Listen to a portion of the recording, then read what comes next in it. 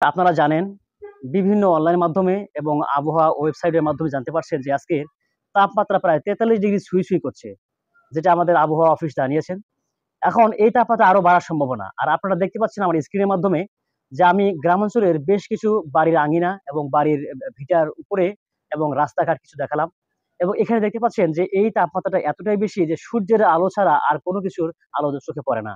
তো আমার মতো একজন যুবক হওয়ার পরেও আমি কিন্তু রাস্তাঘাটে রাস্তার আঙিনা এবং বাড়ির আঙিনা কোথাও হাঁটার কোনো জো নেই।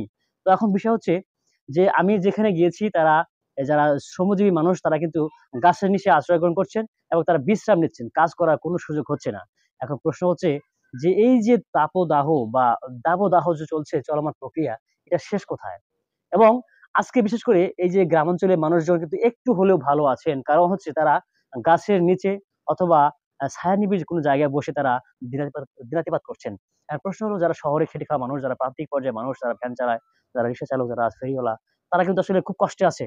এদের এই কষ্টের মানে করুণ যে অবস্থা আসলে দেখার মতো কেউ নেই। কারণ তারা দিন এনে দিন খায়। এখন বিষয় হচ্ছে যে পান্তা যাদের খেতে লবণ ফুরিয়ে যায়, তো এই সকল লোকেরা আসলে কি করে খাবে? এখন আল্লাহর করুণা ছাড়া, আল্লাহর রহম ছাড়া আসলে এই দুর্যোগ থেকে বা আল্লাহর এই গজব থেকে বাঁচার কোনো উপায় নেই। এখন এই যে বাড়ির আঙিনাগুলো আমরা দেখালাম, এখানে আসলে ছোট বাচ্চারা হাঁটতেই পারে না। এখন এরা তো দুরন্ত, এরা তো শৈশবে বা কৈশোরে এরা কিন্তু প্রাণোচ্ছল একটা অবস্থায় থাকে। সবসময় চঞ্চল গতিতে তারা চলমান থাকে এবং এই গতিময় হওয়ার কারণে তারা কিন্তু ঘরে থাকতে চায় না। তারা খেলে বেড়াবে, দাপিয়ে বেড়াবে, পুকুরে ঝাঁপাবে। কিন্তু পুকুরও এখন প্রায় শুকিয়ে শেষ পর্যায়ে। আমি যদি সুযোগ পাই কোনো এক পর্যায়ে আমি দেখাবো যে পানির স্তর কত নিচে চলে গেছে এবং পুকুরের কি অবস্থা। বিষয় হলো যে আমি আগেও বলেছিলাম যে এই যে তীব্র গরমের কারণে পশু-পাখি যারা আমাদের গ্রামাঞ্চলে গৃহপালিত পশুগুলো আছে, এরা কিন্তু চলতে পারে না, হাঁটতে পারে না। কারণ এদেরও কষ্ট হয়। সব মিলিয়ে আসলে একটা হাহাকার পরিস্থিতি তৈরি হয়েছে। এখন এমত অবস্থায় আসলে আমাদের কি করণীয়? ওই করণীয় একটাই দিন শেষে বলা হয় যে আসলে প্রাকৃতিক দুর্যোগ যাকে বলি সেটা প্রাকৃতিক সৃষ্টি বা আল্লাহ প্রদত্ত সৃষ্টি যেটাই হোক না কেন, বৃক্ষর কোনো বিকল্প নেই। আমরা যদি গাছ লাগাতাম প্রত্যেকটা বাড়িতে আমাদের গ্রামাঞ্চলে আমি যে দেখালাম এখানে কোনো গাছ নেই। সূর্য একদম কিরণ এমনভাবে দিচ্ছে যে প্রতিবিম্বিত রশ্মি সরাসরি আমাদের গায়ে এসে পড়ছে।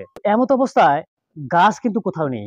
গ্রামাঞ্চলেও গাছ কাটা শুরু হয়েছে কারণ পরিবার ভেঙে যাওয়ার কারণে তাদের জায়গা প্রয়োজন হচ্ছে, ঘর করার জায়গা প্রয়োজন হচ্ছে।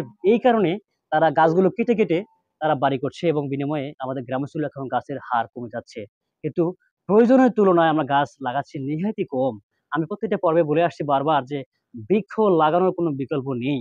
আমরা যদিও বাড়ি করার সুযোগে বা কারণে গাছ কেটে থাকি, সেক্ষেত্রে একটি গাছ কর্তন করার বিনিময়ে আমরা যেন ৫ টি বা ১০ টি গাছ লাগাই। তাহলে আমাদের এই যে গ্রামের আমি দৃশ্য ২-১ টা দেখালাম, এরকম এই যে তীব্র সংকট, তীব্র গরম, তীব্র রোদ থাকবে না।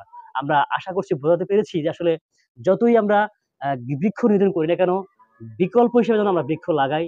তাহলে ভবিষ্যৎ প্রজন্ম, আমি আবারও বলছি যে ভবিষ্যৎ প্রজন্ম, আমাদের সন্তানেরা তারা আরাম-আয়েশ করবে। না হলে আমাদের এই প্রজন্মকে, আমাদেরকে, আমাদের বাপ-দাদাদেরকে অসংখ্য গ্লানি ছুঁতে হবে এবং নিতে হবে। কারণ হচ্ছে যে তাদের জন্য আজকে আমাদের এই দুর্দশা বা দুর্দিন। দর্শক আপনারা অবশ্যই গাছ লাগাবেন। ১ টি জায়গায় ২ টি, ২ টি জায়গায় ৩ টি। নিজে লাগাবো, অপরকে লাগানোর জন্য উৎসাহ প্রদান করব এবং সে কামনা করছি। আমি বিদায় নিচ্ছি। আশরাফুল ইসলাম। আসসালামু আলাইকুম।